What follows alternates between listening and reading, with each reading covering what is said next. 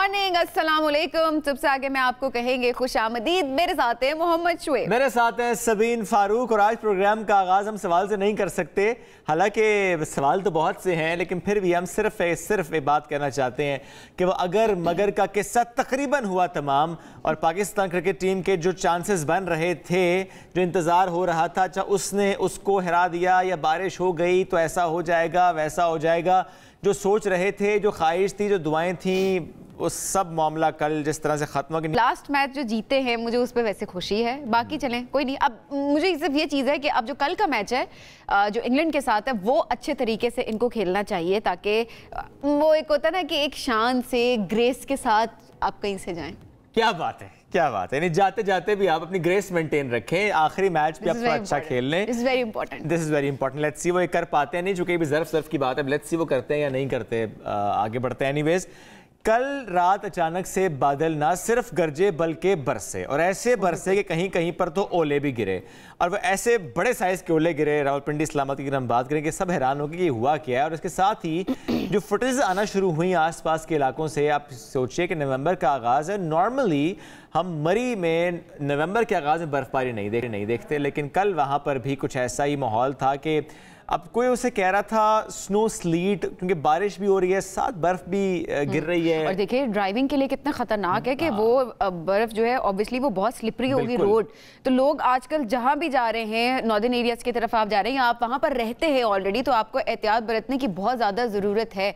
Weekend आ रहा होता है और अब मौसम अच्छा हो गया, लोगों की कोशिश होगी वीकेंड आ गया अब हम मरी की तरफ निकलें या कहीं और जाएं, लेकिन ऑब्वियसली मत जाएं फिलहाल के लिए। अपनी फैमिली का बहुत ज़्यादा ख्याल ज़रूर करें। अच्छा, वैसे मुझे बड़ी अजीब ये बात इस तरह से लगी कि हम पिछले साल या उससे पिछले साल देखे तो नवंबर में बर्फबारी इस तरह से हमने नहीं देखी। दिसंबर का एंड हो या दिसंबर का चलो मिड हो, लेकिन नवंबर के शुरू में हमने बर्फबारी नहीं देखी कभी। चलें जी, अब ये तो वहाँ पर जो इस वक्त सिचुएशन है उस पर हम बात कर रहे हैं, लेकिन इसके साथ साथ अगर हम बात जुड़वा शहरों की करें, इस्लामाबाद रावलपिंडी की करें, तो आज मौसम कैसा रहेगा, इस वक्त मौसम कैसा है? हमारे नुमाइंदे खुरम इकबाल हमें ज्वाइन कर चुके हैं। खुरम, गुड मॉर्निंग, कैसा मौसम है इस वक्त? जी बिल्कुल, इस्लामाबाद सर्दियों का बाज़ाब्ता आगाज़ हो चुका है। गुज़िश्ता रोज़ इस्लामाबाद और रावलपिंडी में तूफ़ानी बारिश के साथ शदीद ज़ालाबारी भी हुई, जिसके बाद सर्दी की शिद्दत काफ़ी बढ़ चुकी है। हम देख रहे थे कि चंद दिन से जो है वो इस्लामाबाद और रावलपिंडी में गर्मी जो है वो दिन के वक्त तो महसूस की जा सकती थी, लेकिन रात को और सुबह सवेरे जो है वो खुनकी का एहसास होता था। लेकिन गुज़िश्ता रोज़ की बारिश ने इस्लामाबाद और रावलपिंडी का मौसम सर्द बना दिया है। लोगों ने जो है वो गर्म मलबूसात का इस्तेमाल शुरू कर दिया है। आज हमने देखा कि बाइकर्स और जो पैदल चलने वाले अफराद हैं वो जैकेट्स और स्वेटर्स का इस्तेमाल कर रहे हैं। आज भी इस्लामाबाद में महकमा मौसमियात ने बारिश की पेशगोई कर रखी है।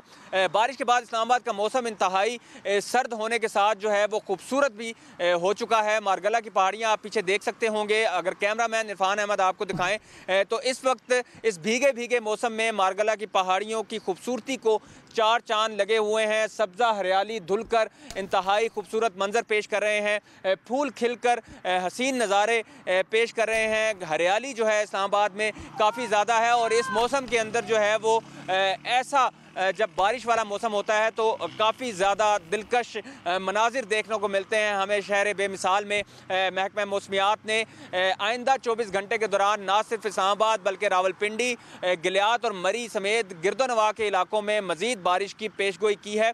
साथ ही ये भी महकमा मौसमियात की जानिब से कहना है कि मलका कौसार में रुई के गाले गिरेंगे, और जब भी मरी में बर्फबारी होती है तो सर्द हवाओं का रुख जब इस्लामाबाद की तरफ होता है तो यहाँ सर्दी की शिद्दत में मज़ीद इजाफा हो जाता है। जी। और अगर देखा जाए तो इस मौसम ने खुरम इकबाल को भी शायर बना दिया, जिस तरीके से जबरदस्त लाइंस के साथ उन्होंने इस्लामाबाद का मंजर बताया। बहुत शुक्रिया जी हमें आगाह करने के लिए कि इस्लामाबाद में एक्चुअली क्या हो रहा है। इसके बाद हम भी जाएंगे जरा मौसम को एंजॉय करेंगे। बिल्कुल एंजॉय करेंगे। नॉट जस्ट इस्लामाबाद, अगर पंजाब की बात करें तो मुख्तलिफ शहरों से खबरें यही आ रही हैं कि रात वहाँ पर बादल जमकर बरसे हैं। अब चूंकि नया सिलसिला बारिश का ये दाखिल हुआ है तो इसका कितना इम्पैक्ट होगा इस पर बात कर लेते हैं। इस वक्त हमें महकमा मौसमियात से सरदार सरफराज साहब ज्वाइन कर चुके हैं। सरदार साहब बहुत शुक्रिया। सरदार साहब, मरी से आगाज करते हैं। मरी में एक्सपेक्टेड था कल बर्फबारी? बर्फबारी देखिए कोई इतनी खास सिग्निफिकेंट तो नहीं हुई है। एक्सपेक्टेड तो था, जैसे उसमें हाई माउंटेन्स के ऊपर हमारी जो प्रेस रिलीज थी उसमें लिखा गया था कि जी इन तमाम इलाकों में अच्छी बारिश मुतवक्के है, उसके साथ ग्यालाबारी और कहीं कहीं बर्फबारी भी हो सकती है। तो वैसे जो बाकायदा जैसे कहते हैं ना मेजरेबल क्वांटिटी में स्नोफॉल नहीं हुई है कहीं भी। मैं अभी देख रहा था तो किसी जगह से सच रिपोर्ट नहीं हुई जहाँ से यानी स्कर्दू से लेके नीचे मरी से, चूंकि कुछ खबरें आ रही थी सरदार साहब के 1 से 2 इंच बर्फबारी हुई है और साथ कुछ टर्म्स यूज हो रहे हैं, मैं जरूर चाहूंगा एक्सप्लेन भी कीजिएगा। स्नो स्लीट ये क्या टर्म होती है? देखिए जो फ्रीजिंग प्रेसिपिटेशन होती है ना बेसिकली तो एक ही टर्म होती है इस सब के लिए प्रेसिपिटेशन, यानी जो पानी बादलों से नीचे गिरता है जो उसमें कहीं तो जब टेम्परेचर बहुत ज़्यादा कूल हो जाता है तो वो वही जो आपकी लिक्विड फॉर्म में प्रेसिपिटेशन आ रही होती है ना वो जम के मतलब जमी हुई फॉर्म में आती है, फ्रोजन प्रेसिपिटेशन उसे आप कह सकते हैं। तो वो सॉर्ट ऑफ स्लीट होती है, यानी वो बहुत कोल्ड एयर नीचे तक पेनिट्रेट करती है तो उसके नतीजे में जो लिक्विड फॉर्म वाली प्रेसिपिटेशन होती है वो थोड़ी सी सॉलिड फॉर्म में आती है। बाकायदा स्नो भी नहीं होती, समथिंग बिटवीन यानी रेनफॉल और स्नोफॉल, इसके दरमियान की कुछ चीज़ कह लें आप उसे स्लीट कह सकते हैं। यानी जो मरी में कल हुआ उसे हम बर्फबारी नहीं कह सकते, मतलब ये कि जो बर्फबारी आप कह सकते हैं लेकिन कुछ एरियाज में हो सकता है जो ज़्यादा ऊंचाई की जगह थी हो सकता है वहाँ पर ज़्यादा हुई हो, लेकिन जहाँ पर हमारा ऑब्जर्विंग स्टेशन है वहाँ से कोई ऐसा ठीक है, इतनी इंटेंसिटी उस तरह से नहीं नजर आई है। सरदार साहब आगे मौसम आप किस तरह का देख रहे हैं? ये कहा जा सकता है अब ये सर्दियों की पहली बारिश थी? जी बिल्कुल, सर्दियों की पहली बारिश कह सकते हैं। वैसे तो दिसंबर से शुरू हुआ करती है लेकिन ये कि नवंबर में अच्छा स्पेल हो गया, ये खासकर पंजाब के वो इलाके जो शुमाल मशरकी इलाके हैं और फिर केपी के शुमाली इलाका जाते हैं जो दीर चित्राल और काकुल और गलियात साइड और उस तरफ फिर मरी हो गया पंजाब में। तो ये तमाम जगहों में अच्छी बारिश हो गई है और ज़ाहिर है ऊंचे पहाड़ों पर हल्की बर्फबारी भी हुई है। तो इसके बाद अब ये सिलसिला बेशतर तो इसका निकल चुका है हिस्सा, लेकिन कुछ ना कुछ जो नॉर्थ ईस्ट पंजाब है वही मरी हो गया, उसके साथ मलिका गलियात का इलाका और केपी के शुमाली इलाके चित्राल दीर सवात, ये जो इलाके हैं उनमें आज भी मुतवक्के है कहीं हल्की कहीं दरमियानी और हल्की से दरमियानी बारिश और किसी जगह पर ऊंचे पहाड़ों पर हल्की बर्फबारी भी हो सकती है। तो कल के बाद ये ख़त्म हो जाएगा ये सिलसिला और फिर कोल्ड एयर आ जाएगी, एक तरह से ठंड बढ़ जाएगी वहाँ पर, ख़ासकर रात की और सुबह की जो मौसम होता है वो ठंडा हो जाएगा। रूटीन का वेदर देख रहे हैं हम ये, या आपको लगता है कि इस दफ़ा नवंबर के आगाज़ में थोड़ा डिफरेंट है ये? जी नवंबर में इतनी होती नहीं है वैसे ना, जैसे कि बड़ा हैवी स्पेल हुआ है, यानी 80 मिलीमीटर से ऊपर पिंडी में रिकॉर्ड हुई है, चकलाला एयरपोर्ट मेरे ख्याल में 83 मिलीमीटर और इस्लामाबाद भर में भी बड़ी 50-60 मिलीमीटर, इस तरह से पंजाब तकरीबन यानी सेंट्रल पंजाब से ऊपर का जितना इलाका है वहाँ सभी जगहों में अच्छी बारिश हुई है। तो बिट अनयूजुअल है इसलिए कि नवंबर में अमूमन इतनी बारिश नहीं होती, अक्टूबर में भी नहीं होती और नवंबर के 2 महीने ऐसे होते हैं कि जब आपके पास ना बिल्कुल लीस्ट रेनफॉल होती है इन दोनों महीनों में। सरदार साहब ये कहा जा सकता है क्लाइमेट चेंज के असरात हैं ये भी, बिकॉज ऑब्वियसली ये पहली दफ़ा हमने भी इस तरह से एक्सपीरियंस किया है कि नवंबर में इस तरह की ठंड आ जाए। अमूमन होता है कि दिसंबर के एंड तक हम इंतजार कर रहे होते हैं, अच्छा बर्फबारी होगी, इस तरह की बारिशें होंगी या ठंड बढ़ जाएगी। देखिए किसी एक सिंगल इवेंट को ना क्लाइमेट चेंज से एकदम आप एट्रीब्यूट नहीं कर सकते, उससे लिंक नहीं कर सकते अनलेस के उसके लिए बाकायदा उस इवेंट के गुजर जाने के बाद उसको क्लाइमेट चेंज का एक मतलब उससे लिंक अप करने का एक अपना प्रोसीजर है, उसकी वो आप स्टडी ना कर लें तो आप ऐसे कुछ नहीं कर सकते। ये होता है ज़रूर है कि जो अल नीनो ईयर होता है उसमें आपकी मानसून की बारिशें सप्रेस हो जाती हैं, कम होती हैं, जैसे कि इस साल हुआ है कि मानसून की बारिशें औसत जो पाकिस्तान भर की औसत बारिशें हैं एवरेज है उसके बिल्कुल करीब हुआ है, कुछ ज़्यादा नहीं। तो उसी अल नीनो का दूसरा इफेक्ट ये होता है कि जो ये ऑटम की बारिशें होती हैं यानी मौसम ख़ज़ां की और फिर आने वाली सर्दियों के मौसम की, तो वो निस्बतन ज़्यादा होती है पाकिस्तान। ठीक है, तो इसको हम उससे लिंक कर सकते हैं। ठीक है, लिंक क्लाइमेट चेंज से इस तरह से डायरेक्टली आप एकदम से लिंक नहीं कर जो हुए वो अल नीनो ने किया। बहुत शुक्रिया सरदार सरफराज साहब हमारे साथ मौजूद थे जी। अब आगे बढ़ते हैं, बहुत कुछ मज़े की खबरें हम तक पहुंची तो हमने सोचा कि सबसे शेयर भी करें। ड्राइविंग करते वक्त नींद आना एक बहुत ही आम मसला होता है, चीनियों ने इसका भी ज़बरदस्त हल निकाल लिया है। चीनी हुकाम ने नींद के बाइस हादसात से बचने के लिए हाईवेज पर उन्होंने लेज़र लाइट्स जो हैं वो नस्ब कर दी हैं जो गाड़ी चलाने वालों को सोने नहीं देती। मुख्तलिफ रंगों की ये तेज़ लेज़र जो रोशनियाँ हैं ड्राइवर्स को सोने से रोकती हैं और उनकी थकान भी दूर करती हैं। ये कितना ये ब्लिंक करे, वाकई एक चीज़ अगर इतनी तेज़ रोशनी वाली ब्लिंक कर रही होंगी तो थकान कैसे उतारेगी, ये मेरा क्वेश्चन है। ये तो सर में दर्द कर देगी और दूसरा ये कि वाकई सोने नहीं देगी, तो इट्स अ गुड आइडिया। सोने नहीं देगी ये बहुत अच्छी बात है। हाँ, लेकिन वैसे भी कहा जाता है कि अगर आपको नींद आ रही है तो उस वक्त आप सफ़र ना करें, आप आराम करें, पहले नींद पूरी करें और उसके बाद सफ़र करें, क्योंकि ज़ाहिर है ये ख़तरनाक हो सकता है। वैसे भी हाईवेज पे अगर देखें शोएब तो नींद वैसे आना शुरू हो जाती है, क्योंकि एक सिंगल रोड है और उसके बाद आपको पता नहीं चल रहा होता है। एक ड्राइवर के लिए बड़ा ज़रूरी होता है कि वो ना सोए, तो उस लिहाज से ये बड़ा अच्छा मुझे आइडिया लगा है, लेकिन थकान दूर करने की बात से मैं एग्री नहीं करती बिल्कुल भी। बढ़ते आगे। भारतीय रियासत तेलंगाना के वज़ीर आला इलेक्शन रैली के दौरान गाड़ी की छत से गिर गए। वज़ीर आला के वज़ीर आला जो है वो KT रामा राव अपनी पार्टी के दीगर रहनुमाओं के साथ एक रैली में शिरकत कर रहे थे और चलती हुई गाड़ी की छत पर सवार थे। अच्छा, अकेले नहीं, उनके साथ और भी साथी थे ना, ही गिरे। हाँ, अच्छा, ब्रेक लगी, एकदम से ब्रेक लगी और उसके बाद वो अपने साथियों समेत जो हैं वो नीचे गिर गए। यानी गाड़ी की ब्रेक ही लगी, सिर्फ गाड़ी की ब्रेक लगी, लेकिन देखिए कितना, यानी गाड़ी की ही ब्रेक ही सिर्फ लगी। हाँ बिल्कुल। तो उसके बाद जाहिर है वो गिर गए, लेकिन शुक्र है कि कोई उस तरह का ना खुशगवार वाकया नहीं आया। जख्मी भी ऐसा कोई भी नहीं हुआ, जस्ट धक्का शक्का लगा, एक तरह ये कहा जा सकता है। धक्का लगे, लेकिन सवाल यह है कि छत पे सवार क्यों होते हैं, और अगर होते हैं तो फिर ड्राइवर भाई थोड़ी एहतियात कर ले, ना ऐसे ब्रेकें लगाएं। एहतियात करो। वैसे छत पे सवार होने की तो क्या बनती है, उन्हें ये जानना चाहिए कि ब्रेक सिर्फ गाड़ी की लगेगी, उनकी नहीं लगेगी। Exactly. बढ़ते आगे। बरतानिया की बात भी करेंगे, और ज़ाहिर है जब हम बरतानिया की एक रुकने पार्लियामेंट नाज शाह का जिक्र करने वाले हैं तो आप सब जानते हैं कि इस वक्त जो गज़ा की सूरत हाल है उस पर हम सब कितने ही अफसरदा हैं, कितने दुखी हैं, गम और गुस्से का इजहार भी कर रहे हैं जो इसराइल इस वक्त कर रहा है। बच्चों की हालत ज़ार बयान करते हुए नाज शाह कैसे अबदीदा हुई। पार्लियामेंट के इजलास में खिताब करते हुए उन्होंने कहा कि अक़वाम मुत्तहिदा के सेक्रेटरी जनरल ने गज़ा को बच्चों का कब्रिस्तान करार दिया है। बरतानिया कब खून रेजी बंद कराने के लिए कोशिशों का आगाज़ करेगा, इस सवाल उन्होंने उठाया है। उनका कहना था कि एक वीडियो में मलबे से निकाली गई बच्ची अपने अंकल से पूछती है क्या वो मर गई है और उसे कब्रिस्तान ले जाया जा रहा है। और इस उम्र में शोएब अगर देखा जाए तो बच्चे कब्रिस्तान जाने की नहीं बल्कि खेल के मैदान में जाने की बातें किया करते हैं, और दिन ब दिन नंबर किस तरह से बढ़ता जा रहा है जो शहीद किया जा रहा है। तो 2 माह के अंदर देखा जाए तो एक महीने की अगर बात करें तो 4300 से ज़ायद बच्चे शहीद हो चुके हैं, जबकि 8500 से ज़ायद ज़ख्मी भी हो चुके हैं। बिल्कुल ऐसे 10,000 से ज़ायद शहदा की तादाद है, जिसमें तकरीबन 4000 से ज़ायद जो है वो बच्चे हैं। और सिर्फ 7 अक्टूबर से लेकर अब तक की जो सूरत हाल है उसकी हम बात करें, ऐसे में जिस तरह अस्पतालों पर बमबारी हो रही है, वो चाहे अल-कुद्स हो, वो चाहे अल-शिफा हो, दीगर अस्पताल हो, वहाँ पर जिस तरह बमबारी हो रही है, कल भी ऐसी खबरें आ रही थी। इसके साथ साथ ये भी कहा जा रहा था कि अब 2-3 घंटे के लिए जंगबंदी की जाएगी, लेकिन साथ ही अमेरिका की तरफ से ये भी कहा गया कि वो जंगबंदी से मुतालिक बात तो ज़रूर हो रही है, लेकिन उसके बाद भी वो कहा जा रहा है कंट्रोल इसराइल के पास होगा। जो इलाके इस वक्त खाली भी वहाँ पर, मैं जैसे कि नॉर्थ की बात करते हैं कि वहाँ पर इसराइल का कंट्रोल है, जैसे इसराइल वहाँ पर जिस तरह से हालात को उसने ख़राब किया, नॉट जस्ट नॉर्थ, ज़्यादा लोगों ने ट्रैवल किया साउथ की तरफ और वहाँ पर भी बमबारी इस वक्त हो रही है। बढ़ते हैं आगे एक ब्रेक की तरफ, ब्रेक से वापस आएंगे, साथ रहिए। इंतखाबात की तारीख का ऐलान होते ही मुल्की सियासी माहौल में भरपूर गर्मी नजर आ रही है। नून लीग और MKM पाकिस्तान के दरमियान मिलकर इलेक्शन लड़ने के ऐलान के बाद राबतों में मजीद तेजी आ गई और इत्तलात आ रही हैं कि नून लीग का वफ्द कल बहादुराबाद का दौरा करेगा। MKM के मरकज में होने वाली इस अहम मुलाकात में इंतखाबी इत्तेहाद के सिलसिले में कमेटी के क़याम और दीगर मामलात पर बातचीत होगी। इसी पर बात कर लेते हैं, senior deputy convener MKM Farooq Sattar साहब साथ मौजूद है। फारूक भाई बहुत शुक्रिया, आपने वक्त दिया।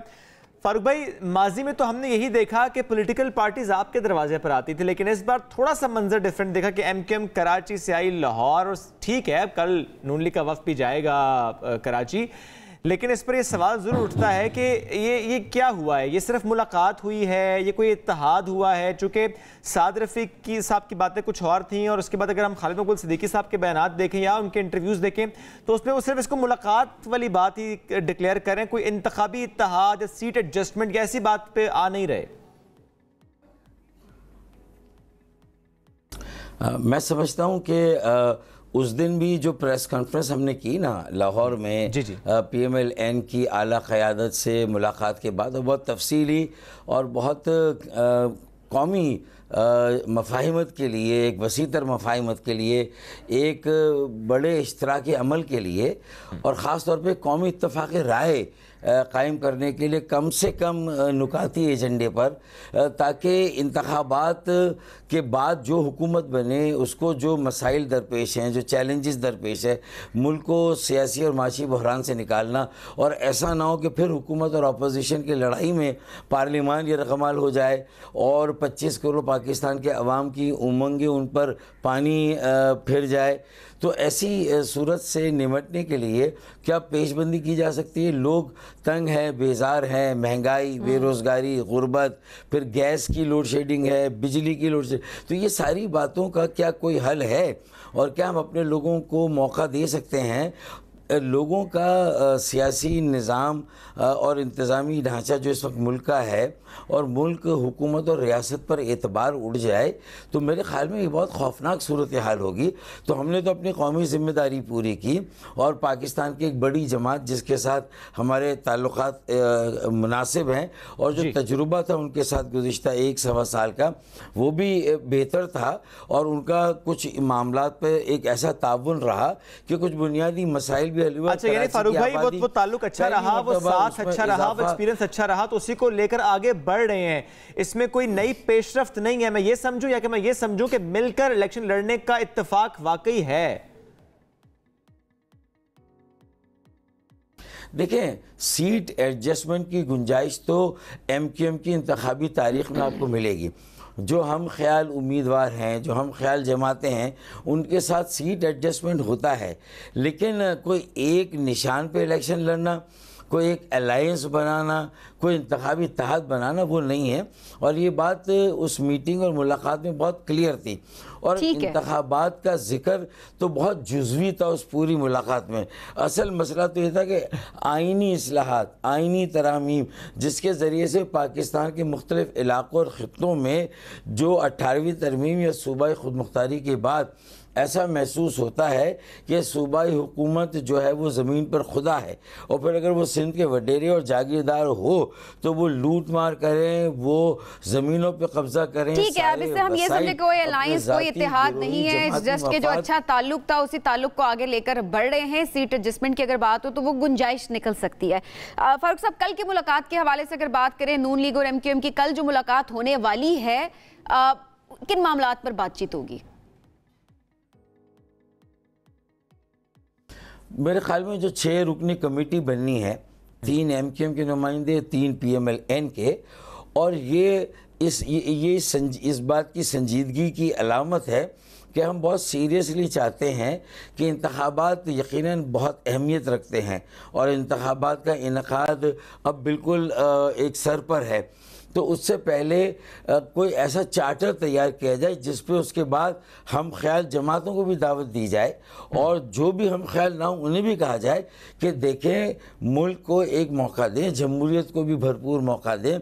सियासी निज़ाम डिलीवर नहीं कर पा रहा, आवाम के बुनियादी मसाइल हल नहीं हो रहे, उनकी मुश्किलात को आसान करना है, तो उन्हें एतमाद में लेना है और उनको इंतखाबात के लिए मोबिलाइज भी करना है। तो वो एतमाद देने के लिए कौमी एजेंडे पर हम गुफ्तगू करेंगे, एक चार्टर इंशाल्लाह वज़ा करेंगे और कमेटी का क़याम करेंगे इंशाल्लाह ताला। अच्छा फारूक भाई, इससे पहले चूँकि आपने बात की थी कि दीगर मामलात तो बिल्कुल जुज़वी थे, ज़्यादा बात जो है वो आइन पर हुई है, क्या हम ये समझें कि डिस्कशन ये हुई है कि अगर हुकूमत बनती है और आप लोगों का साथ भी होता है PMLN के साथ, अगर वो हुकूमत बनाते हैं, क्योंकि ज़ाहिर है वो भी बड़े पुरुमीद पुर एतमाद नजर आते हैं, तो 18वीं तरमीम ख़त्म हो जाएगी, ये कोशिश की जाएगी? देखिए, 18वीं तरमीम में कुछ बेहतरी की ज़रूरत है, कुछ दुरुस्तगी की ज़रूरत है, और मजमूई तौर पर हम जिन आइनी इस्लाहात का बात कर रहे हैं, अगर हम 18वीं तरमीम को बराह रास्त टच ना भी करें तो आर्टिकल 140A में जहां इख्तियार माली और इंतज़ामी और सियासी इख्तियार और इख्तियारात बल्दियाती, शहरी और ज़िले इदारों को मुंतकिल करने की कमांड है, उसकी इंटरप्रिटेशन अक्सर सूबों की तरफ से जो है इसके बरखिलाफ़ होती है, और 140A के बरखिलाफ़ बल्दियाती क़वानीन बनाए जाते हैं। तो 140B की कोई तरमीम करके उसमें ऐड किया जाए लोकल लेजिस्लेटिव लिस्ट, एक मकामी जो बल्दियाती इदारों के इख्तियारात और वसाइल हैं उनको एक लिस्ट की सूरत में जर्मनी और भारत के आइन की तरह अगर लगा दिया जाए, फिर आर्टिकल 160 में वसाइल से मरकज़ से सूबों को ना जाए बल्कि सूबों से भी नीचे ज़िलों को, बल्दियात को, शहरों को दिए जाएं तो वो यकीनी आइन में बनाया जाए। फिर इसी तरीके से जो मेट्रोपॉलिटन बड़े शहर हैं, कराची, लाहौर, कोयटा, पेशावर, जो चारों सूबों के दारुल खिलाफे भी हैं, तो वहाँ पर अगर मेगा प्रोजेक्ट्स हैं तो आर्टिकल 149(4) में कोई अर्बन डेवलपमेंट कमीशन बनाकर उसकी कोई मुश्तरका तौर पर ओनरशिप मुख्तलिफ जमातों के उसी शहर से ताल्लुक़ रखने वाले लोगों, फिर सनतकार हों, ताजिर हों, बिल्डर हों, जिनकी रेपुटेशन अच्छी हो, तो एक कमीशन बनाकर जो अरबों रुपए के प्रोजेक्ट्स हैं वो सही हाथों में दिए जाएं। एक सियासी जमात अगर कोई प्रोजेक्ट करती है तो बाकी सारी सियासी जमातें हाथ धो के उसके पीछे पड़ जाती, फिर ये तय करना मुश्किल है कि शहर का मैंडेट असल में किसके पास। अच्छा, इन मामलात पर आप लोग चाहते हैं कि तरमीम, इन्हीं मामलात को देखते हुए ज़ाहिर है बहुत से मामलात रुक जाते हैं और इसलिए आप चाहते हैं कि वो जो कुछ तरमीम हो सकती है, बेहतरी हो सकती है, वो की जाए। अब ज़रा समझाएं फ़र्क भाई, एज बाय नाउ हम क्या समझें, एमकेएम जब इंतखाबात में जाएगी तो क्या वो हल्के में पीटीआई के खिलाफ भी लड़ेगी, पीपल्स पार्टी के खिलाफ भी लड़ेगी, पीएमएलएन के खिलाफ भी लड़ेगी, या कि पीएमएलएन और एमकेएम कराची में या सिंध में मिलकर अगेंस्ट पीपल्स पार्टी या पीटीआई लड़ेंगे? देखिए, सीट एडजस्टमेंट में अगर गुंजाइश है तो फिर मैं ये समझता हूँ कि उसमें ये हो सकता है कि हम कहीं जब सीट एडजस्टमेंट करेंगे तो किसी जगह पर हम उनके लिए रास्ता छोड़ सकते हैं, किसी जगह पे वो हमारे लिए रास्ता छोड़ सकते हैं। और ख़ास तौर पे दही सिंध में जो एमक्यूएम का वोट बैंक है वो कहीं इज्तिमाई हमारी यकजहती की सूरत में वो हमें भी काम आए, कहीं पर पीएमएलएन को काम आए, कहीं पर जो है वो वोट बैंक जीडीए को काम आए, जेयूआई को काम आए। तो मेरे ख्याल में इस तरह की तरकीब और तरतीब तो उसके इशारे तो मिल रहे हैं। अगर सिर्फ कराची के तनाजुर में इसको देखा जाए फारूक भाई, तो क्या होगा अगर आप लोग सीट एडजस्टमेंट कराची की हद पे करते हैं तो फिर मुकाबला किससे है? पीपल्स पार्टी से है या कि पीटीआई से है? चूंकि माजी में तुमने ये देखा कि अगर मुकाबला पीटीआई से हुआ, पीटीआई ने सीट्स ले ली और आप लोगों ने कहा कि सीट्स छीन ली गई, उसके बाद इत्तेहाद आपने बहरहाल किया पीटीआई से ही। देखिए, मैं समझता हूँ कि जो जमातें दूसरे या तीसरे नंबर की जमातें, एक तो बड़ी जमातें हैं ना, तो जो छोटी जमातें और जो कुछ इलाके तक महदूद हैं, उनके पास चॉइस भी नहीं है। अगर पाकिस्तान के अवाम जिस जमात को वोट देते हैं और वो हुकूमत अगर बनाने जा रही है, फिर इसी तरीके से अगर वो सीटें हमारी किसी को दे भी दी गई हैं तो सियासी जमहूर इस्तेहकाम के लिए वज़ीर आज़म का इंतखाब हो, स्पीकर असम्बली का इंतखाब हो, तो उस मरहले तक तो एमक्यूएम को, एएनपी को या कोई भी छोटी जमातें उन्हें सपोर्ट, या नेशनलिस्ट पार्टी बलूचिस्तान की सपोर्ट करना पड़ता है। लेकिन इस मरतबा हमने ये फ़ैसला किया कि इख्तियार और बराह रास्त वजारतें लेकर हुकूमत में शामिल होने की बजाय किसी भी सियासी जमात को हुकूमत बनाने के लिए सपोर्ट दी जाए, लेकिन उसके एवज़ उससे जो कमिटमेंट लिया जाए वो आइनी इस्लाहात, आइनी पैकेज और आइनी तरामीम का हो, जिसके ज़रिए से सही मानों में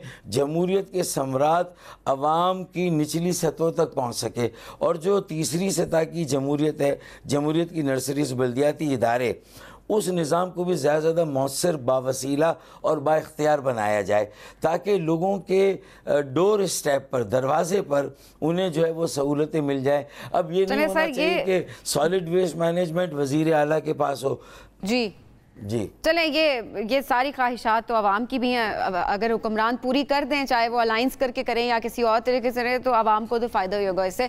अच्छा फारूक साहब, एक और मामला जिस पर आपकी राय ज़रूर मैं लेना चाहूँगी, फ़राह खान साहिबा की बात की जाए तो उनकी करप्शन की नई दास्तानें सामने आ रही हैं। पीटीआई हुकूमत में फ़राह खान के असासों में 4.5 अरब रुपए से ज़ायद का इजाफा, तहकीकी इदारों ने बड़ा स्कैंडल पकड़ा है। आपके मुताबिक अब आगे क्या होगा, इंसाफ हो सकेगा? और साथ ये भी कि आप का इत्तेहाद भी था उस जमात के साथ, आप साथ थे, आप लोगों को बिल्कुल पता नहीं चला कि उनके दौरे इक़्तिदार में इतना करप्शन हो रही थी? मैं ये समझता हूँ कि मेरी जमात के वज़रा ने भी और मेरी जमात के जो पार्लिमानी लीडर और सरबराह हैं खालिद मकबूल सिद्दीकी भाई, उन्होंने यकीनन बहुत सारी ऐसी बातें जो पीटीआई के ज़ेर साया उनके छाते में, चाहे सूबा सिंध हो, चाहे केपीके हो या पंजाब हो, और वहाँ पर ये इतलात जो आ रही थी उस वक्त भी, वो मुझे यकीन है कि वो पीटीआई के सरबराह उस वक्त के वज़ीर आज़म इमरान खान साहब के गोश गुजार भी की होगी, उन्हें झंझोड़ा भी होगा और उनकी तवज्जो भी मबजूल कराई होगी। लेकिन मैं समझता हूँ कि ये तो अभी एक वर्क़ खुला है, बहुत सारी और भी हमारे इल्म में दास्तानें हैं। पर देखें, कोई भी बात वो सिर्फ इल्ज़ाम तक महदूद नहीं रहनी चाहिए, तहकीकात मुकम्मल होनी चाहिए, इन्वेस्टिगेशन सही हो, प्रोसिक्यूशन सही हो, फिर उन मुकदमात को अदालतों में अच्छा, वो जो और नई दास्तानों की आप बात करें कि और भी बहुत सारी हैं जो कि आपको पता है, तो वो आपने गोश गुजार की हैं किसी से? देखें, हम मुखबिर नहीं हैं कि हम जाके कहें, लेकिन हाँ, अगर हमें कहीं तहकीकात में हमसे कोई मदद या मावनत ली जाएगी तो हम ज़रूर निशानदही कर सकते हैं कि बहुत सारे और लोग भी हैं जो कि पीटीआई का दौर शुरू होने से पहले कहाँ थे और अब कहाँ पर पहुँच गए हैं। तो अभी क्यों नहीं कर रहे फारूक साहब? मुल्क के साथ अगर आप सिंसियर और आपको लग रहा है कि करप्शन हुई है, तो फिर इंतजार इस चीज़ का कि कोई आपसे आकर पूछेगा और उसके बाद आप वो दास्तानें सुनाएंगे, तो आप पहले क्यों नहीं जाकर बता देते इदारों को? देखिए, ये जो दास्तानें हैं ये भी तो कहीं ना कहीं मुख्तलिफ इदारों की जो इत्तलात बाहर आती हैं उसी के ज़रिए से तो पहुंच रही हैं। ऐसा नहीं कि हमें कोई बात पता है इदारों को या किसी और को नहीं पता है, तो मेरे ख्याल में ऐसा नहीं है। लेकिन बात यह है कि फिर उन पर तहकीकात, तो मिसाल के तौर पर देखें, जो पीटीआई ने जो सबसे बड़ा खिलवाड़ पाकिस्तान के सादा और मासूम अवाम से किया, तब्दीली के नाम पे, तब्दीली क्या हुई? वही मौरूसी सियासत, वही वडेरे, वही जागीरदार, और फिर जो मतलब ये कि अवाम पर टैक्सों का बोझ है इनडायरेक्ट टैक्स के ज़रिए वैसा ही रहा। कोई माशी पॉलिसियों में डायरेक्ट टैक्स की बेस जो वसी नहीं हुई, कोई जो टैक्स नेट में बहुत सारे नए लोगों का इजाफा नहीं हुआ, इसी तरीके से जो इख्तियारात नीचे जाने चाहिए थे वो नहीं गए। तो ये सारी वो बातें हैं। और फिर करप्शन का खात्मा, एहतसाब की बात की गई थी, तो PML-N के ख़िलाफ़ तो नैब में धड़ाधड़ केस चल रहे थे, लेकिन पीपल्स पार्टी के साथ PTI का दरे पर्दा समझौता था, इसीलिए सेनेट के चेयरमैन PTI का पीपल्स पार्टी की मदद से आया। जितनी कानून साजी हुई कौमी असम्बली में PTI के पास अक्सरियत थी अपने हलीफों को लेकर, लेकिन सेनेट में PTI के पास, तो सारे कवानीन पास कैसे हुए? पीपल्स पार्टी ने। और समझौता क्या था कि आप कराची की तरफ नहीं देखेंगे, हम आपकी हुकूमत को डिस्टेबलाइज नहीं करेंगे मरकज में। ठीक है फारूक भाई, ज़रा ये मामला हमने उस वक्त भी देखा, उसके बाद जब पीपल्स पार्टी, PML-N या दीगर जमातों का इत्तेहाद बने PDM, उसमें आपको भी साथ जाते तो देखा। तो ये तो हम भी देखते आए कि MKM का इत्तेहाद डिफरेंट जमातों से डिफरेंट औकात में रहा है, या यूं कह लीजिए कि इक़्तिदार के जमातों के साथ तो रहा है। अब लेट्स सी इस बार MKM का ये जो इत्तेहाद है किस तरफ को जाता है। बहुत शुक्रिया, साथ मौजूद थे फारूक सत्तार साहब। नाज़रीन, ब्रेक की तरफ जाएंगे, वापस आते हैं, साथ रहिए।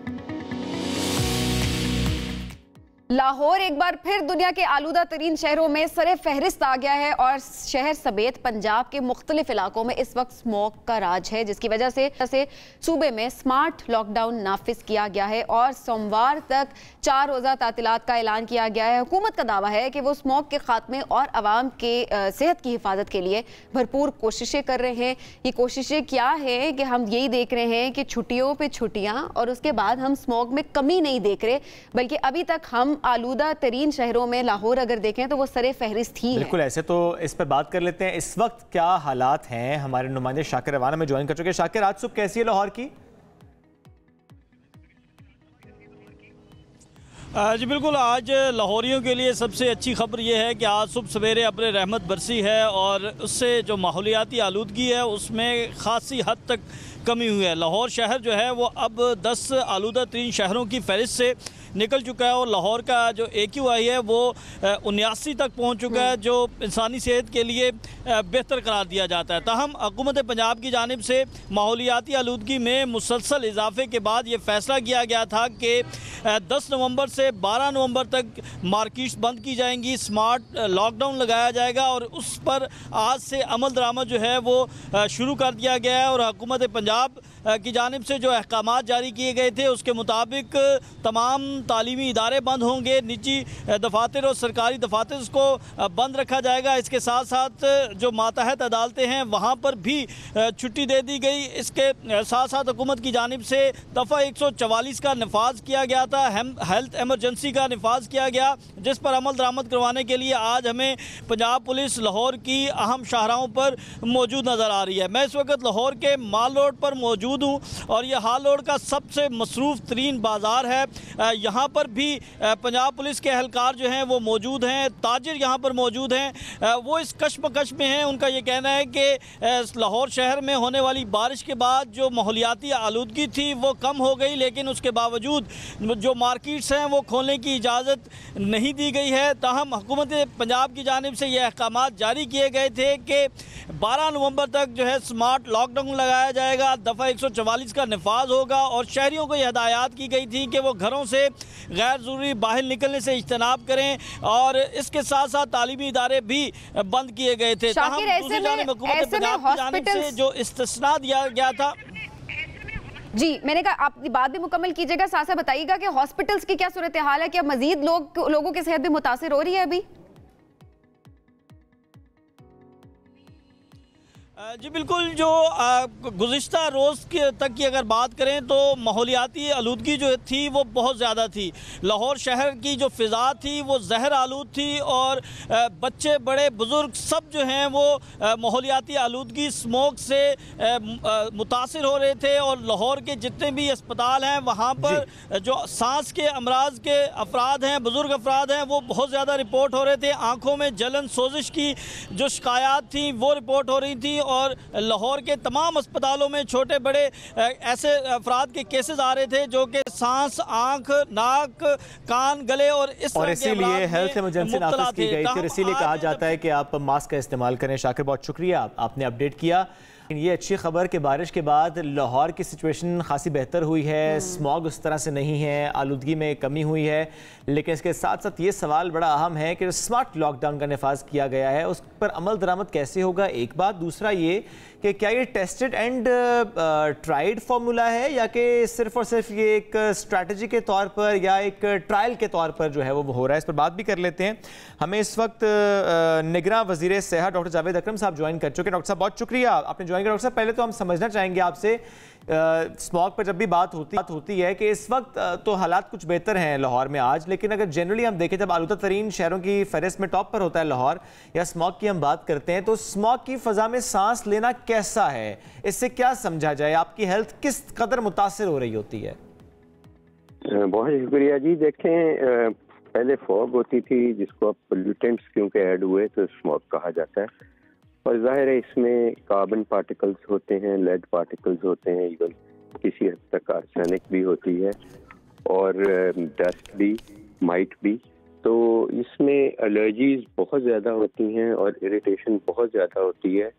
नाक, कान, गला यानी कि अपर रेस्पिरेटरी ट्रैक्ट और लोअर रेस्पिरेटरी ट्रैक्ट यानी कि छाती को बहुत अफेक्ट करती है। स्पेशली बूढ़े जो लोग हैं और बुजुर्ग लोग हैं और जो बच्चे हैं और ख़ासकर जिनको एस्थमा है या ख़ासकर जो स्मोकर्स हैं या वैसे ही ब्रोंकाइटिस में मुब्तला होते हैं। और इसलिए ये कुछ लोगों में तो बहुत हद तक अनफॉर्चुनेटली तशवीशनाक भी बन जाती है और फेटल भी हो सकती है, क्योंकि फिर उनको ब्रोंकोस्पैज़म इतना हो जाता है कि ऑक्सीजन लंग्स ट्रांसफ़र नहीं कर पाते ब्लड को और फिर उनको वेंटिलेटर पे जाना पड़ता है और फिर उसके बाद अनफॉर्चुनेटली बहुत सीरियसनेस हो जाती है। और इसी तरह आंखों को भी इफ़ेक्ट करती है, जल्द को इफ़ेक्ट करती है और जल्द से ये चीज़ें अब्जॉर्ब भी होती हैं ब्लड में और वो भी वैसे साइकोलॉजिकली भी मेंटली इरिटेबिलिटी बहुत करती है, रेस्टलेसनेस बहुत करती है, जिसकी वजह से फिर आपके रिफ्लेक्सेस वगैरह इम्पेयर्ड हो जाते हैं। और कुछ लोग जो ऐसे होते हैं जो कि कुछ दवाइयात खा रहे होते हैं, खासकर बीटा ब्लॉकर्स वगैरह ब्लड प्रेशर वगैरह की, उनके साथ ये ज़्यादा सीरियस हो सकती है। तो डॉक्टर साहब ऐसे में इस वक्त हुकूमत क्या कर रही है? ज़ाहिर है जिस तरह की चीज़ें आप बता रहे हैं ये तो यकीनन परेशान कुन सिचुएशन है लाहौर की इस वक्त। आपकी वजारत इस वक्त क्या कर रही है? और दूसरा ये कि ज़ाहिर है फैक्टर्स को किस तरह से कम किया जा रहा है? अभी क्या सिर्फ इंतज़ार किया जा रहा है कि हमेशा की तरह एक लहर आएगी स्मॉग की और उसके बाद खुद ब खुद सेटल हो जाएगी? जी देखें, वजारत ने और पंजाब गवर्नमेंट ने बहुत इस दफ़ा एक्टिवली बहुत अरसे से काम कर रहे हैं, क्योंकि एक्सपेक्टेड था जो हुआ है, ये कोई अनएक्सपेक्टेड नहीं, पिछले कई दहाइयों से हो रहा है। तो फिर इसमें चीफ मिनिस्टर साहब रेगुलरली खुद ज़ाती तौर पर मीटिंग लेते हैं, कैबिनेट की मीटिंग में भी आता है, और हमने हेल्थ ने अलर्ट्स बहुत जारी किए हैं तमाम हॉस्पिटल्स को, प्राइमरी केयर के भी और स्पेशलाइज्ड हेल्थ के भी, टर्शरी केयर के। वहाँ बेड्स भी हमने किए हैं इसको एलोकेट, और दूसरा इमरजेंसी में भी हमने बेड्स भी एलोकेट किए हैं, और जो अदवायात इनके लिए चाहिए, स्टीरॉइड्स, वो सब भी आप लोग अवेलेबल करें। डॉक्टर साहब बहुत शुक्रिया, साथ मौजूद थे और हमसे गुफ्तगू कर रहे थे।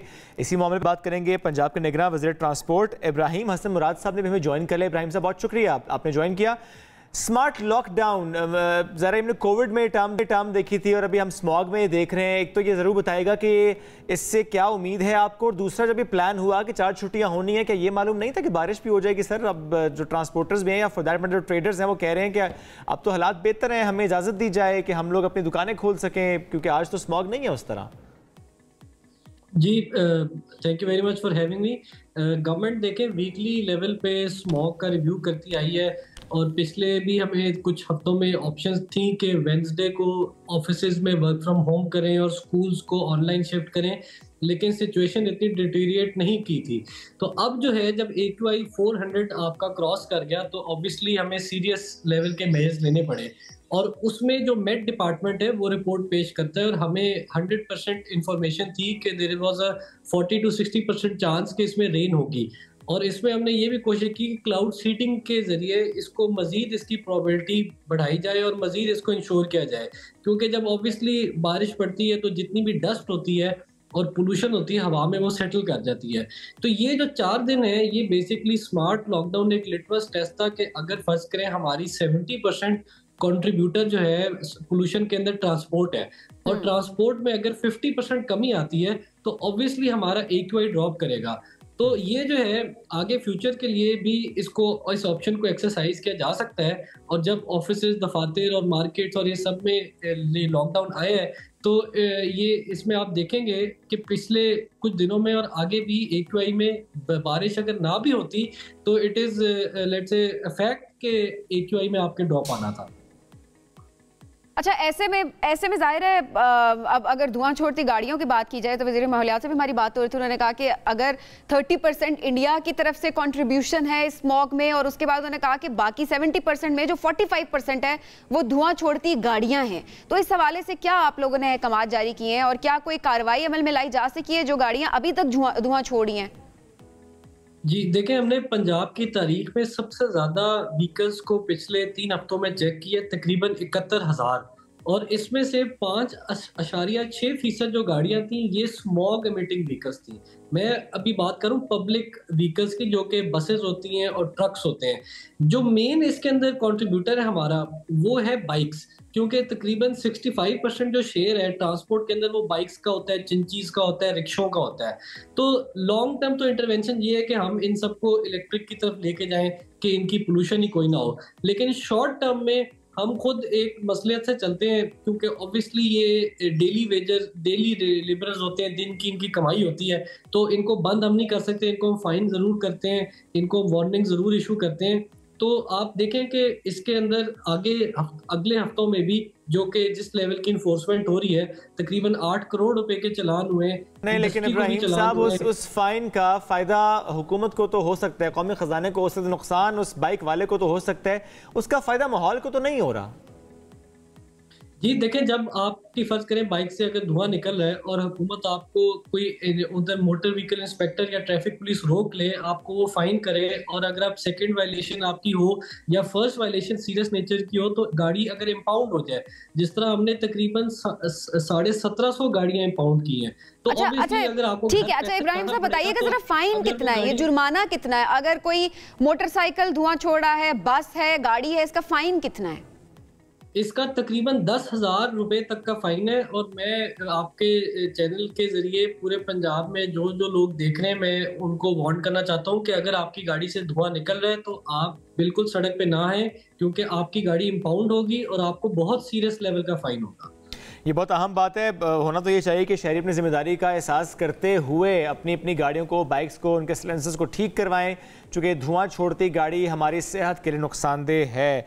अब ऐसे में जो आपने लॉन्ग टर्म सोल्यूशन की बात की, ज़रा वो भी आपका मैंडेट तो नहीं है, उससे पहले ज़रा जो हुकूमत थी वो इस मामले को देख रही थी, और अभी आगे भी जो मुंतखब हुकूमत आएगी वो इसको देखेगी कि किस तरह से इलेक्ट्रिक व्हीकल्स की तरफ हमें जाना है। लेकिन उसके साथ साथ मैं सिर्फ समझना चाहता हूँ आपसे कि जो ट्रांसपोर्ट की मद में हम बात करते हैं, जो कॉन्ट्रीब्यूटिंग फैक्टर्स हैं, सभी आपने कहा 45% जो धुआं छोड़ती गाड़ियाँ हैं, लेकिन ओवरऑल जो ट्रांसपोर्ट है, कंट्रीब्यूशन में उसकी परसेंटेज क्या है स्मॉग में?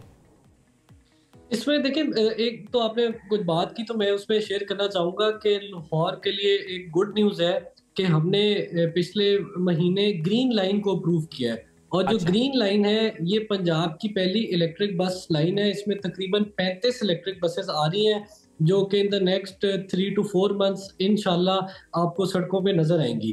तो हम इस पे भी काम कर रहे थे, पैरेलल एक प्रोजेक्ट था, तो फॉरेन फंडेड, तो हमने उसको पेसअप किया है और इंशाल्लाह इसकी तरफ भी ट्रांजिशनिंग टुवर्ड्स इलेक्ट्रिक की तरफ भी हम मूव कर रहे हैं। उसके अलावा आपने जो बात की कि ट्रांसपोर्ट का कितना शेयर, इसमें कुछ वेरी करता है, लेकिन जो मैक्सिमम शेयर रिपोर्ट हुआ है वो तकरीबन 70% है। तो 70% के अंदर जो मेजॉरिटी 65% है, ये बाइक्स और आपके चिंचीज और रिक्शा है।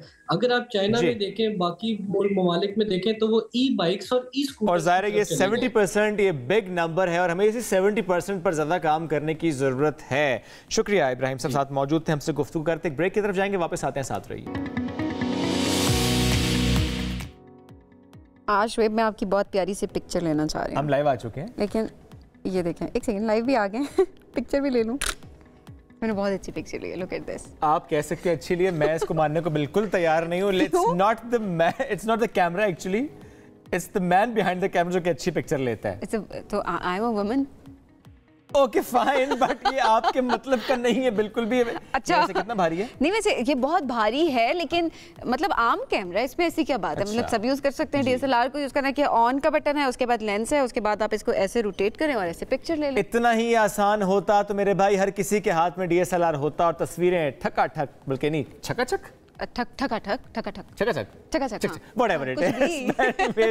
फोटोग्राफी की जब हम बात करते हैं, आज हम फोटोग्राफी की बात करेंगे। बिलखुसूस अगर हम नॉर्थ जाते हैं, बहुत खूबसूरत हमारे नॉर्थ के इलाके, KP, गिलगित बल्तिस्तान, कश्मीर, लेकिन उसमें भी आज हम ये समझना चाहेंगे कि जो नाइट फोटोग्राफी होती है ये क्या होती है। जो फोटोग्राफर है आमिर खान, वो कहते हैं कि जो रात का मंजर होता है वो ज्यादा प्यारा होता है। हम तो जहां भी जाते हैं जी, शाम हुई सो गए, सुबह उठे लेट उठे, नाश्ते में भी टाइम वेस्ट किया, फिर निकले घूमते फिरते वापस अगर हमारा ट्रिप हुआ मुकम्मल।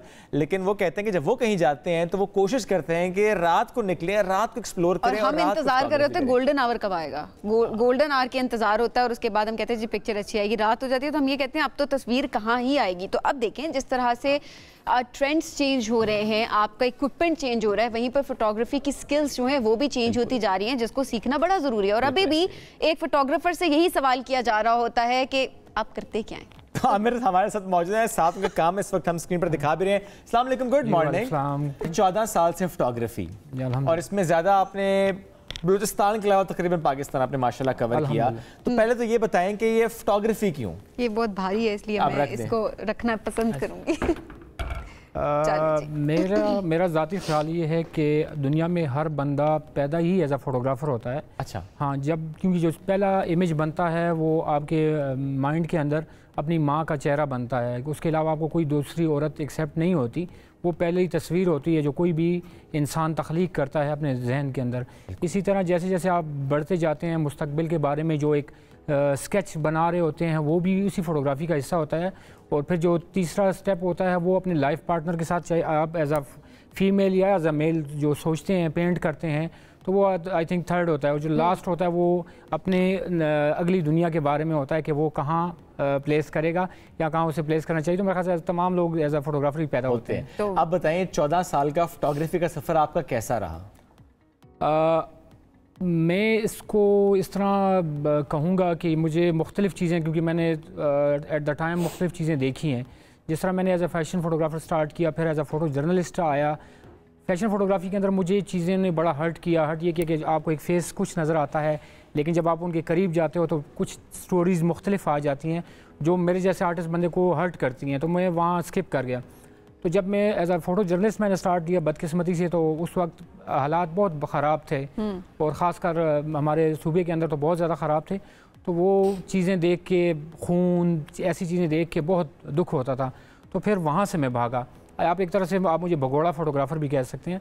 तो जब मैं तीसरा फेज़ में आया वो था नेचर फ़ोटोग्राफ़ी। अब यहाँ अल्हम्दुलिल्लाह मुझे सुकून है, क्योंकि कुदरत आपको कभी भी जो है ना मायूस करती है, मेहनत का फल आपको लाजमी मिलता है। अच्छा आमिर, अब जो अक्सर लोग कह रहे होते हैं कि ये इस शख्स का फेस ये फोटोजेनिक फेस है, और जो फोटोग्राफर होता है वो भी फोटोजेनिक फेस के पीछे ही जा रहा होता है। अक्सर हमने देखा है कि नहीं ये तस्वीर होगी और ये फोटोजेनिक फेस क्या होता है? देखिए, पहले तो ये चीज़ को समझना चाहिए कि फ़ोटोग्राफ़ी जो है बेसिकली वो 3 चीज़ों पे डिवाइड है। कमर्शियल फ़ोटोग्राफ़ी है, डॉक्यूमेंटेड फ़ोटोग्राफ़ी है, और इसके अलावा जो है आप कह सकते हैं कि नेचर फ़ोटोग्राफ़ी है।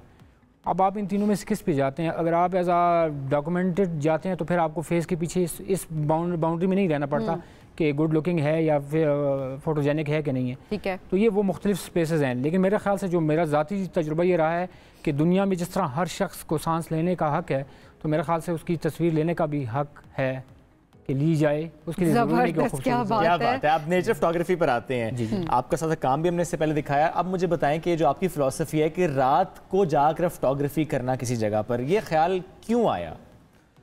ये बड़ी दिलचस्प सी बात है कि मैं आपको इस बारे में बताऊं कि मुझे अक्सर जब मैं दुनिया की चीज़ों को देखता था, जब बहुत ज़्यादा मायूस होता, डिसहार्ट होता था, तो सोचता था कि मैं खुदा से बात करूं। तो खुदा से बात करने के लिए मैंने सोचा क्या करना चाहिए।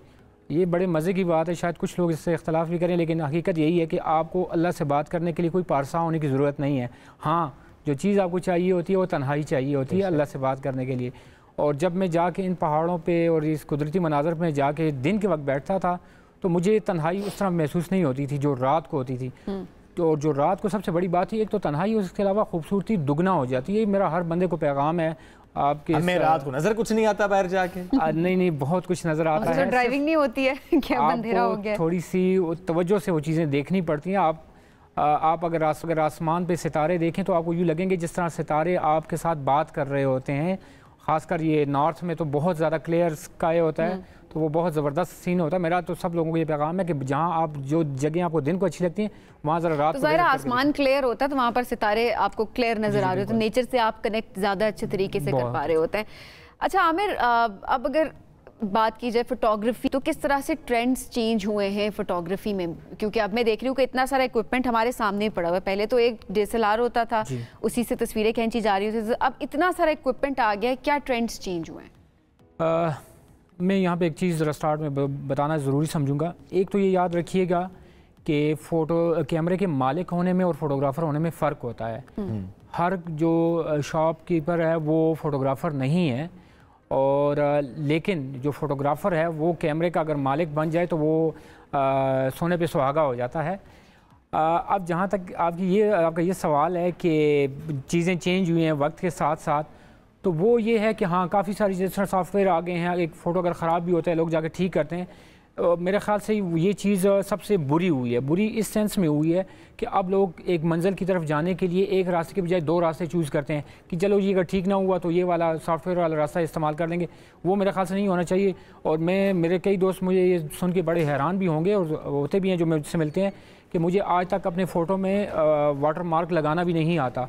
हालांकि वो शायद 10 मिनट का काम होगा सीखना, लेकिन मैं नहीं चाहता कि मेरी जो मेहनत है वो डाइवर्ट हो जाए उस साइड पे कि मैं सॉफ्टवेयर को यूज़ करूँ। मेरे ख्याल से अगर जो बंदे फ़ोटोग्राफी की तरफ आना चाहते हैं सीरियस, बजाय इसके कि वो नई तरक्की की तरफ चीज़ों को साथ लेके ज़रूर चलें, उनको चाहिए कि ज़रा मैनुअली, क्योंकि जो पुराने फ़ोटोग्राफ़र थे वो जब पिक्चर बनाते थे तो उनको जब प्रिंट आता था तब उनको ख्याल आता था कि मैंने क्या बनाया है, और उस वक्त वो लोग चूँकि ज़्यादा मेहनत कर। अब तो आप देखते हैं फ़ोटो बनाते हैं डिस्प्ले पे नज़र आता है ठीक है, नहीं तो डिलीट मार दिया। तो यहाँ पे अब मसला आ गया है क्वांटिटी का, क्वालिटी थोड़ी पीछे चली गई है। तो मेरे ख्याल से क्वालिटी की तरफ जाने के लिए ज़रूरी है कि आप थोड़े से पीछे अकदार के साथ पिछले अकदार को लेके चलें। बिल्कुल ऐसे। आमिर, आप इसके साथ साथ ऐसे बहुत सी जगहों पर जाते हैं जहाँ पर लोग नॉर्मली पहुँच नहीं पाते।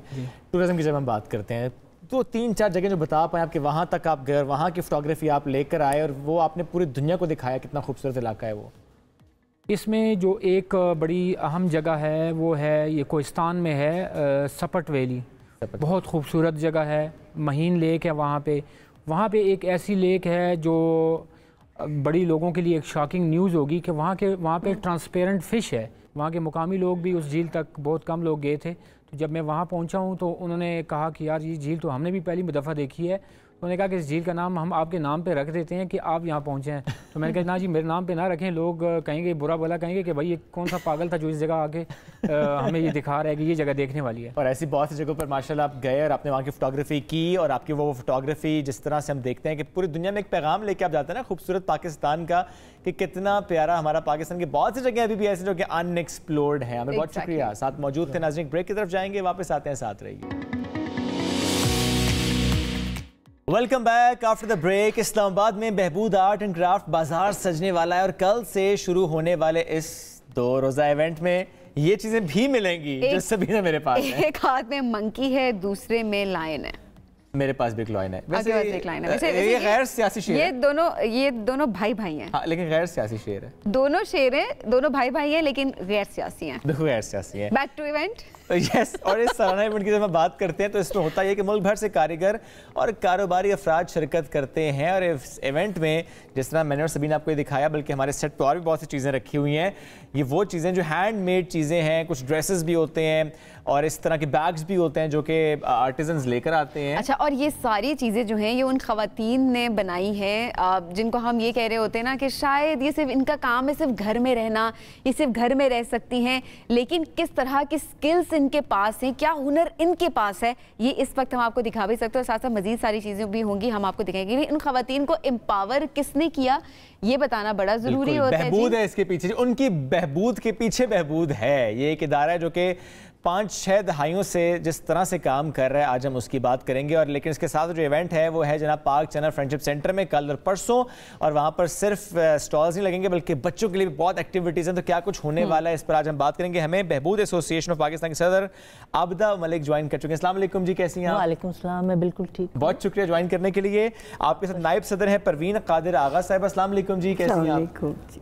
अब ज़रा बताएं कि बहबूद, यूँ तो ज़ाहिर है एक हिस्ट्री है, कई बार बात भी इससे मुतालिक करेंगे, बहुत से लोग जो नहीं जानते बहबूद एसोसिएशन ऑफ पाकिस्तान, आप थोड़ा सा उसके बारे में बताइएगा। बहबूद जैसे आपने कहा 5-6 दहाइयों से काम कर रहा है और बेसिकली तो इकनॉमिकली एम्पावर कर रहा है, माशी तरक्की औरत की। ये सिर्फ बहबूद अपने फ़ायदे के लिए नहीं कर रहा है, इन औरतों को इतनी स्किल सिखा रहा है और प्लस ये दिखाएंगे जो हैंड एम्ब्रॉयडरीज हैं, ये एक अपना हमारा कल्चर है और हमारा एथनिक जो सिलाई कढ़ाई का काम है, इसको भी तो सेव कर रहा है बहबूद ना। ये हमारा पाकिस्तान को बहुत फ़ायदा है और हमारे हेरिटेज को सेव कर रहा है। तो ये और औरतों को बहुत अच्छी वेजेस मिलती हैं जिसकी वजह से वो अपने घर चलाती हैं, अपने चूल्हे अपने बच्चों की एम्पावर्ड हैं, उनको अपने मर्दों से पैसे मांगने नहीं पड़ रहे होते, ज़रूरत नहीं पड़ती, वो खुद से फाइनेंशियल अपनी सारी चीज़ें संभाल रही हैं, काम कर रही हैं। और दूसरा ये है कि जब औरत पैसे कमाती है ना, वो ऐसे उसको तरीके से खर्च करती है, वो अपने घर पे खर्च करेगी, अपने बच्चों पे खर्च करेगी, उनको स्कूल भेजने लग जाएगी, उनको अच्छे कपड़े पहनाएगी, उनको साफ सुथरा रखेगी। अच्छा तो ये हो कि इतना कमा लें कि अपने ऊपर भी लगाना शुरू कर दें। अपने हमारी औरतें कहाँ लगाती हैं? क्योंकि फिर वो घर के लिए टीवी भी खरीद लेगी, वो अपने लिए वॉशिंग मशीन भी खरीद लेगी। तो ये एक ऐसा काम है कि उसका चेंज जब आप देखें ना माशरे पे कैसे आता है और ट्रिकल डाउन इफेक्ट होता है, कम्युनिटी में आ जाता है और औरतें आके उसको कहती हैं तुम कहाँ जाती हो, तुम हमें भी ये काम आता है, थोड़ा और हमें भी सिखा दो। तो इस तरह से एक ये सर्कल है और इसका जो इफ़ेक्ट है वो ये है, वो रिप्रोडक्टिव पे भी आ जाता है, क्योंकि हमारी क्लिनिक्स हैं, हमारी मदर एंड चाइल्ड क्लिनिक्स हैं, जहाँ वो औरतें जाती हैं, उनके बच्चों का ख्याल किया जाता है, उनको बताया जाता है कैसे स्पेसिंग करनी है, कैसे विटामिन्स खानी है जब वो प्रेग्नेंट होती हैं। तो बहबूद का भी हेल्थ में बड़ा ख्याल रखा। मैं समझती हूँ कि बहबूद की जो सर्विसेज हैं पाकिस्तान के लिए, दे आर अमेजिंग। और तभी हम देखते हैं कि वो चाहे गिलगित से या ओकाड़ा से या कहीं और से जब ख़वातीन आती हैं आपके मेन सेंटर रावलपिंडी में, वापस नहीं जाना चाहती, वापस नहीं जाना चाहती। उनको ये जनरेशंस पे चली आ रही हैं, 4 जनरेशंस की औरतें हैं जो काम कर रही हैं। वो अपनी बेटियों को कहती हैं, एक ने वो चेंज अपनी ज़िंदगी में क्रिएट की आपकी बदौलत, आप लोग वसीला बने, और फिर उसके बाद हमने देखा कि वो चेन इफेक्ट उसका आता है। अब परवीन साहब ज़रा मुझे कल जो इवेंट स्टार्ट होने वाला है उससे मुतालिक बताइए। आर्ट एंड क्राफ्ट बाजार, उस पर सारे पाकिस्तान से स्टॉल लगेंगे, लोग आएंगे अपने स्टॉल्स, और ज़्यादातर औरतें हैं, औरतें अपना जो प्रोडक्ट्स बनाई हैं वो लेके आएंगी। फिर इस ज़ाहिर है वो उसका रौनक भी होती है, सजता है, सब देखते हैं। फिर इसका जो प्रोसीड्स होंगे, जो हमें मुनाफा इसका होगा, वो फिर हम लगाएंगे हेल्थ पे और एजुकेशन पे। ये हमारा फ़ंड रेजिंग इवेंट है, क्योंकि हम काम करने वाली सब वॉलंटियर्स हैं, हम फंड रेज करके ही आप लोग औरतों की फलाह के लिए आगे इसको लगाएंगे। अब देखिए क्या क्या वहाँ पर एंटरटेनमेंट की चीज़ें हैं, क्या क्या एक्टिविटीज़ होने वाली हैं? एक्टिविटीज़ बच्चों के लिए जो हम सोच रहे हैं ना, वो पेंट कर रहे होंगे, ब्लॉक प्रिंट करवा रहे होंगे उनसे, फिर खाने पीने की चीज़ें होंगी, हैमबर्गर्स, ये इस तरह की खाने पीने के। और बहबूद का बहुत बड़ा अपना स्टॉल होगा, और बहबूद की खासियत है कि होम कुक्ड फूड, इसलिए बहबूद के स्टॉल पे बहुत आते हैं लोग। वैसे जो और भी औरतें आती हैं वो भी खुद ही बना के लाती हैं, और बेसिकली ये एक औरत आर्टिजन को बहुत बड़ा प्लेटफॉर्म मिलता है। एब्सोल्युटली। देखिए एक ऐसी औरत फॉर एग्जांपल वो एक ऐसे दूर अफ्तादा इलाके से ताल्लुक़ रखती है जिसने कभी खुद जाके एक स्टॉल नहीं लगाया होगा, उसको मौका मिल रहा है, वो इस्लामाबाद में एक स्टॉल लगाएगी, जहाँ पर हम देखते हैं कि जब नॉट जस्ट पाकिस्तानी मतलब फॉरेनर्स भी समटाइम्स विजिट कर रहे होते हैं, और जब वो देखते हैं उनका वो हुनर, एक तो ज़रा एक बड़ा अच्छा इमेज क्रिएट होता है पाकिस्तान का, हमारे काम का, हमारे हुनर का, और साथ ही जो चीज़ें वहाँ पर बिकती हैं उसका डायरेक्ट फ़ायदा उस औरत को है। एग्जैक्टली ये बिल्कुल, और यही कल होगा, ये कल होगा।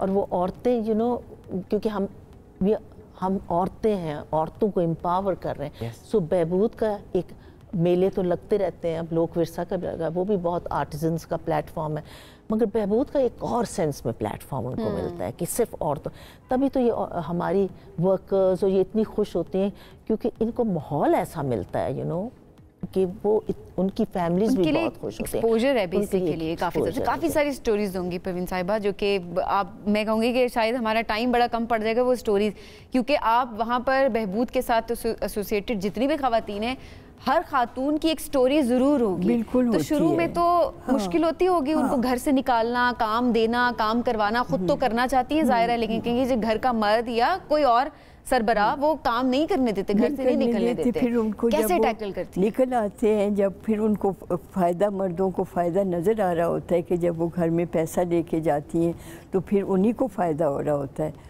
तो आहिस्ता आहिस्ता फिर वो ऐसे मर्द भी ट्रेन हो जाते हैं। वो फिर एक वक्त ऐसे आता है वो कहते हैं हाँ तुम जाओ काम करो, मैं घर का ख्याल रख लूँगा, मैं बच्चों का ख्याल रख लूँगा। तो ये फिर एक change in culture and change in society भी है बहबूद की औरतों की वजह से। एट द सेम टाइम जब एक खातून काम कर रही है तो वो एक मर्द का हाथ भी बटा रही है, अपने घर के लिए कर रही है, अपने लिए कर रही है, एम्पावर हो रही है, फाइनेंशियल इंडिपेंडेंस उसके अंदर आ रही है। ज़ाहिर अगर हम पाकिस्तान की बात करें 51% of the population comprise of women, और उसमें भी अगर हम उन्हें मौके फराहम ना कर रहे हो तो ये हमारी कोताही है, कमी है, और आप लोग ज़रा मौका फराहम भी कर रहे हैं। लेकिन इसके साथ जब हम बात करते हैं कि जो आपके इवेंट्स होते हैं, जो आप लोग कमाते हैं वो आप लगाते हैं उनकी फलाह बहबूद के लिए, उनकी तालीम के लिए, उनकी हेल्थ पे। और आबिदा साहब आप एक हॉस्पिटल भी तो 100 बेडेड आप लोग बना रहे थे, मैं ज़रूर चाहूँगा ज़रा बताएं कि कहाँ तक पहुँचा है आप लोगों का वो 100 बेडेड हॉस्पिटल? ये अभी मार्च में शुरू हुआ था, 4th फ्लोर पे तक हम पहुँच गए इसको बनाते बनाते। मगर हॉस्पिटल के पीछे भी एक हिस्ट्री है, ये नहीं कि हमने कहा ओ जी हमने हॉस्पिटल बनाना है, क्योंकि हम औरतों के साथ उन बच्चों के साथ इतना अरसा काम करते हैं। हम आउट पेशेंट, आप समझते हैं ना, OPDs जो होती हैं, वो तो हम सर्विसेज 50 साल से दे रहे हैं। बच्चों के लिए, औरतों के लिए हमारे पास कंसर्न मेंटल हेल्थ क्लिनिक है, डेंटल क्लिनिक है, उनकी सब्सिडाइज, सब कुछ बहुत सब्सिडाइज्ड है। फिर जब इनको कोई ज़्यादा ज़रूरत पड़ जाती है, हॉस्पिटल जाने की, डिलीवरी का टाइम आता है, तो फिर हमारे हाथ बन जाते हैं और हम इनको डिफरेंट हॉस्पिटल्स में रेफ़र करते हैं। बट उधर उनको इतनी शॉर्टेज है बेड्स की कि उनको ज़रूरत नहीं पड़ती। हालात सामने, कुछ तो हॉस्पिटल्स भी नहीं लेके जाते। नहीं, दैट्स राइट। और फिर वो इतना हमने केसेस देखे हैं कि या माँ का नुकसान हो जाता है या बच्चे का नुकसान। तो फिर वो सोचते सोचते हमें पिछले कोई 3-4 साल हमने इस पे काम किया कि फिजिबिलिटी बनाई, सारा कुछ बोर्ड ऑफ गवर्नर्स सेलेक्ट किया कि हम क्या कर सकते हैं। तो अब हमारा माशाल्लाह काफ़ी आगे था और हमारी विजन है कि साल तक ये चल पड़ेगा और हम कुछ मदद कर सकेंगे पाकिस्तान इन औरतों की जितनी भी कर सकते हैं। हमारा ये है उनके लिए कोई पैसे, उनको कोई फी नहीं होगी या बहुत कम होगी? बहुत कम जो अफोर्ड कर सकते हैं, जो अफोर्ड करते हैं उनके लिए होगी। बट जो जैसे हमारे ये औरतें काम करती हैं, हमारी होम बेस्ड वर्कर्स, इनके लिए कोई फी नहीं होगी, तकरीबन फ्री होगा। अच्छा, अब ज़रा इस सारे आर्ट एंड क्राफ्ट की तरफ अगर हम आएँ, क्योंकि इतना ज़बरदस्त काम है इस वक्त जो हम हाथ में ये ऊन से चीज़ें, स्टफ टॉयज़ बनाना, ये एक मुश्किल काम है और इतनी महारत से कि आप मतलब बता नहीं सकते घर में बैठ के कोई चीज़ बनाई गई है। कितनी टैलेंटेड है हमारी ख़वातीन और किन किन एरियाज़ में आपने ज़्यादा टैलेंट देखा है कि यहाँ की ख़वातीन को ज़्यादा आना चाहिए इस तरफ और वो काम करें, अपने लिए कमाएं, अपने हुनर का सही तरीके से इस्तेमाल करें? मैं आपको एक बात बताऊं कि हमारी ख़वातीन जो हैं बहुत टैलेंटेड है। मैं तो कभी वो काम ले आती, मेरा दिल चाहता है उनके हाथ चूम लूं और मैं वो प्राइस नहीं मैं लगा सकती उसकी वो इतना खूबसूरत काम होता है, आगे पीछे से देखे लगता है कि ये मशीन का बना हुआ है मगर ये हाथ का बना हुआ है। किसी भी ब्रांड के साथ हम इस स्टेज पे आके कि हम कम्पीट कर सकते हैं, यू नो। एंड और जब लोगों को पता चलता है ना कि क्या कॉज है, यू नो, कि ये नहीं कि कोई उधर डिज़ाइनर बैठा वो अमीर हो रहा है, नहीं, ये औरतें अमीर हो रही हैं, ये इतनी सारी औरतें अमीर हो रही हैं, तो फिर वो और भी ज़्यादा शॉपिंग करते हैं बहबूद से। यू नो, हाफ प्राइस में जो आप वो डिज़ाइनर को पे करेंगे वो बहबूद करते हैं। एक कॉज है जिसके लिए वो शॉप कर रहे हैं और उनको पता है कि वो किधर जा रहा है। वो ख़वातीन जो कभी घर से नहीं निकली, पहली दफ़ा उनको घर से निकाला गया है, परमिशन ली गई है, आप लोग खुद काउंसलिंग भी करते हैं उनके घर वालों की कि नहीं इनको बाहर निकलने, इनको काम करने दें। अब जब ज़ाहिरा ब्रांड आपने खड़ा किया है उसको और इस काबिल बनाया है कि अब बड़े से बड़ी एक्ट्रेस भी वहाँ पर आती है, सेलिब्रिटीज़ आकर, आप हमेशा आउटलेट्स पे देखें तो वहाँ पर आ रही होती हैं और वो ड्रेसेस ले रही होती हैं। अच्छा, उन ख़वातीन को जब पता चलता है कि उनकी फेवरेट अदाकारा ने उनका ये ड्रेस पहना है, कैसा फील करती हैं वो? क्या फीलिंग्स होती हैं? वो बहुत खुश होती हैं, यू नो। और हम उनको शॉप में भी लेके जाते हैं, फिर हम उनको तस्वीरें दिखाते हैं कि देखो ये तुम्हारा, जैसे मायरा खान ने अपने ह्यूस्टन में अपने वो ओपनिंग पे सुपरस्टार मूवी थी, अब मैं ज़्यादा देखती नहीं, शायद मैं गलत बोल रही हूँ, तो वो उसने अपने ह्यूस्टन में ओपनिंग के लिए, आप देखें कि हमारे स्टूडियो में लगी है, उसने हमारी वाइट साड़ी पहनी थी। तो जब ये दूसरी मूवी बनी हमारी, उसकी सुपर हीरो पाकिस्तानी थी ना वो लड़की, तो उसकी जब ओपनिंग हुई, रेड कार्पेट हुआ, तो उस पर एक तो हमारी जिसने बुक लिखी थी शैजल मलिक, उसने हमारे कपड़े पहने हुए थे और एक और थी उनके साथ, उन्होंने भी बहबूद के, तो वो बहुत चर्चा हुआ। और फिर लड़कियां जिन्होंने बनाए थे, औरतें जिन्होंने बनाए थे, वो इतनी खुश हुई है देख के हॉलीवुड तक हमारे कपड़े पहुंच गए। क्या बात है। अब लास्ट में बताएं कि कल किस किस को दावत है? वैसे तो सबको, लेकिन होता ना वो लोग तो लाजमी आए जी इस इवेंट, वो कौन है? सब पूरा पाकिस्तान आए, बिकॉज आपको पता है ये जो औरतें आ रही हैं अपना लेकर काम, वो पूरे पाकिस्तान से आ रही हैं। It's the biggest show off the women artisans that's happening. तो सारा इस्लामाबाद आए, बच्चे एंजॉय करेंगे, इंशाल्लाह दिन भी बहुत अच्छा होगा। टाइमिंग्स क्या है? हमारी टाइमिंग्स है सुबह 10 से रात 10 बजे तक। जबरदस्त जी। और मैं आपको भी दावत दूंगी कि आप लोग प्लीज सब आए, सारा हमें कवरेज दें अच्छा इंशाल्लाह जी। सुबह से लेके शाम तक जबरदस्त है। और ओपनिंग कौन कर रहा है? जनरल निगार जौहर साहिबा, माशाल्लाह माशाल्लाह। और वो ऐसी एक है पर्सनैलिटी कि बहुत बड़ी बड़ी डिग्नेटरीज हमें विजिट करने आती हैं वहाँ, जब मैं आपको इनवाइट कर रही हूँ पिंडी में। मगर जब जनरल निगार जौहर आए, मैं देख रही थी औरतें गांव से आई हुई हैं, हमारी वर्कर्स, हमारी स्टाफ, मैंने इनको कभी इतना खुश नहीं देखा और इतना जैसे जस्ट लुकिंग आपके क्या हो गया, बहबूद में कौन आ गया। माशाल्लाह। वो हमारी बोर्ड ऑफ गवर्नर्स पे भी है, जो हॉस्पिटल का बोर्ड ऑफ गवर्नर्स। माशाल्लाह, सपोर्ट कर रही हैं वो इस सारे मामले को भी। बहुत शुक्रिया जी आप दोनों का, आबिद साहिबा, परवीन साहब, बहुत शुक्रिया। और साथ मौजूद थी। और ये इवेंट होने जा रहा है कल और परसों पाक चाइना फ्रेंडशिप सेंटर, सुबह से लेकर रात 10 बजे तक जारी रहेगा। सब ने जाना है फैमिलीज के साथ, एंजॉय करना है। वक्त हो गया खत्म, दोबारा मुलाकात मंडे को करेंगे। अल्लाह हाफिज।